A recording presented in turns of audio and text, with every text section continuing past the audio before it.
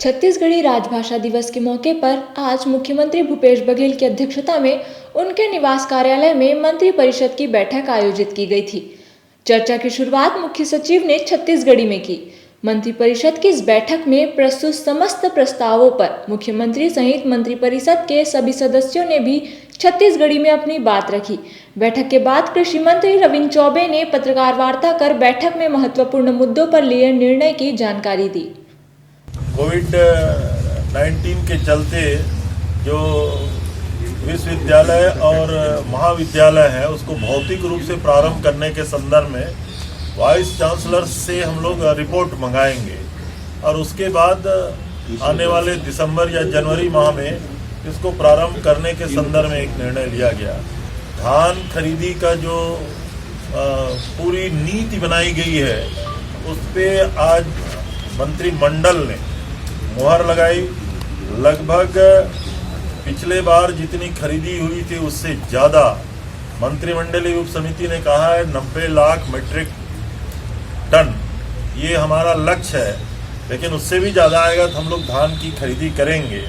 पिछले बार लगभग 26,88,000 हेक्टेयर का पंजीयन हुआ था, उसको जरूर लिखिएगा। इस बार 27,59,000 हेक्टेयर का पंजीयन हुआ है। पिछले बार 19.5 लाख से अधिक किसानों ने पंजीकृत किया था।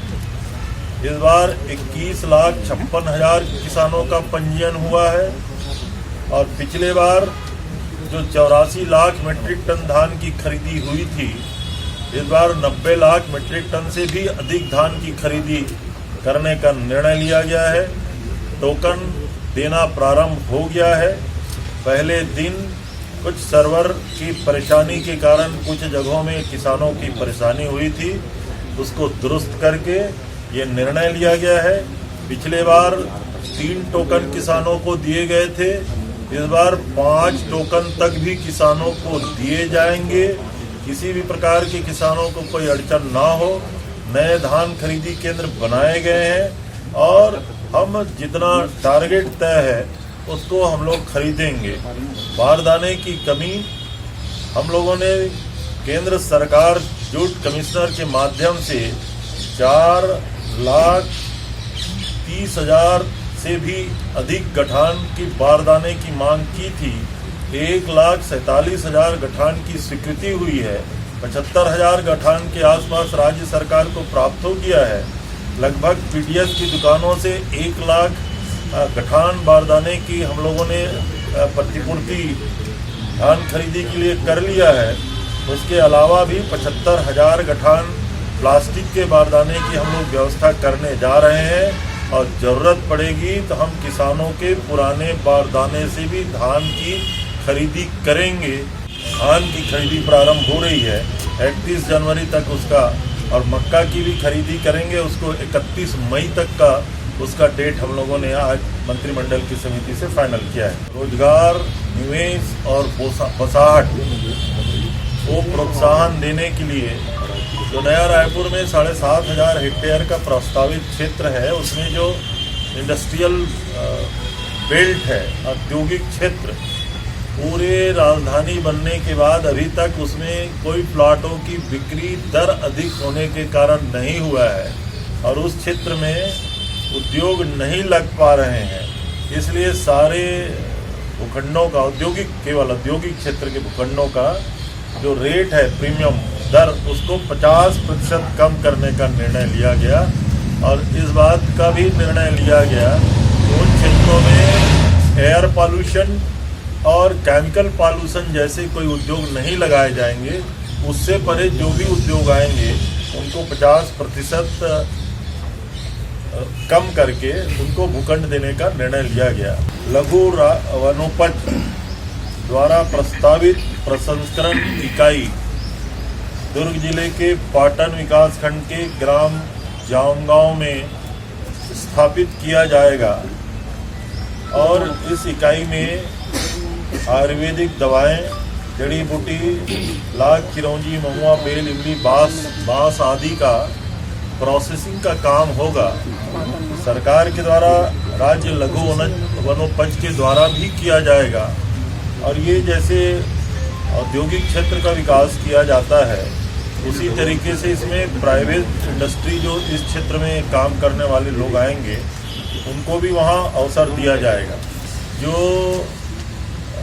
मंडी टैक्स हम लोगों जो राइस का प्रोक्योरमेंट होता है, धान का उपार्जन करते हैं, वहाँ 0 से 50% 0.50% से 2 रुपया तक प्रति सैकड़ा मंडी टैक्स का जो हम लोगों ने प्रावधान किया हुआ था, उसको लगभग 3 रुपये तक करने का, और उसी से जुड़ा हुआ किसान कल्याण के लिए शुल्क एक हम लोग उसमें निर्धारित करेंगे, जो 2 रुपये प्रति सैकड़ा तक होगा। आज उस प्रस्ताव को भी मंजूरी दी गई। हम गोठानों में गोबर की खरीदी करते हैं 2 रुपया किलो में, और जैविक खाद का निर्माण करते हैं, वर्मी कंपोस्ट, उसको विक्रय करने की नीति बनाई गई। भंडार क्रय नियम या अन्य नियमों से इसको मुक्त किया गया। किसी भी विभाग के द्वारा ये जो खरीदी की जाएगी, वो सीधा इसको जो वर्मी कंपोस्ट है, जैविक खाद, उसका जो दर निर्धारण है, उसके आधार पे इसको खरीदी कर पाएंगे। छत्तीसगढ़ राज्य में लाख को खेती का दर्जा दिया गया। हमारे जो कृषि के क्षेत्र में कृषि कार्य करने वाले किसान हैं, जिस तरीके से उनको केसीसी से लोन दिया जाता है, जिस तरीके से उनको अल्पकालीन ऋण 0% ब्याज में उपलब्ध कराया जाता है, वैसे ही छत्तीसगढ़ के लाख उत्पादन को बढ़ावा देने के लिए लाख से जुड़े हुए किसानों को 0% पे अल्पकालीन ऋण भी दिया जाएगा। उसके लिए आवश्यक ब्याज अनुदान भी दिया जाएगा, और उन किसानों के लिए केसीसी भी उपलब्ध कराया जाएगा। लगभग 42,000 छात्र हैं, 119 गवर्नमेंट ITI और 110 शासकीय ITI। उनके छात्रों के अंतिम वर्ष की परीक्षा के लिए, क्योंकि प्रैक्टिकल नहीं हुआ है, इसलिए अन्य राज्यों में प्रारंभ हो गया है।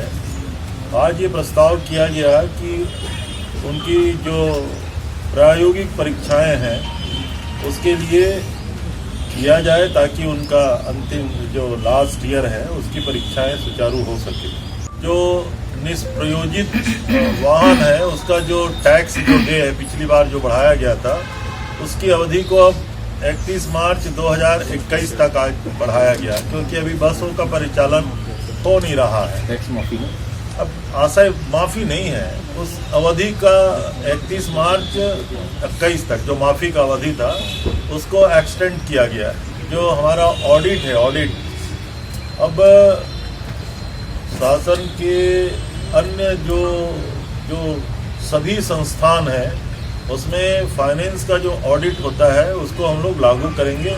सभी संस्थानों की ऑडिट किया जाएगा। पिछली बार जब कोविड से प्रभाव हुआ था, तो हम लोगों का एक्सपेक्टेशन था, उम्मीदें थी कि छत्तीसगढ़ में लगभग 2 लाख प्रवासी मजदूर वापस आएंगे, लेकिन हमने पाया कि लगभग 7.5 लाख से अधिक प्रवासी मजदूरों का वापसी माइग्रेशन छत्तीसगढ़ की ओर हुआ था। एक नीति बनाई गई कि उसका पंजीयन कराया जाएगा और उसका नंबर अलॉट किया जाएगा। वो पूरे देश में कहीं भी हमारे प्रदेश के श्रमिक मजदूर रहेंगे, उनके बारे में पूरा डिटेल पंजीकृत किया जाएगा, ताकि उनको कभी कोई अड़चन आए, कोई ज़रूरत हो, तो राज्य सरकार उसकी मदद कर सकेगा।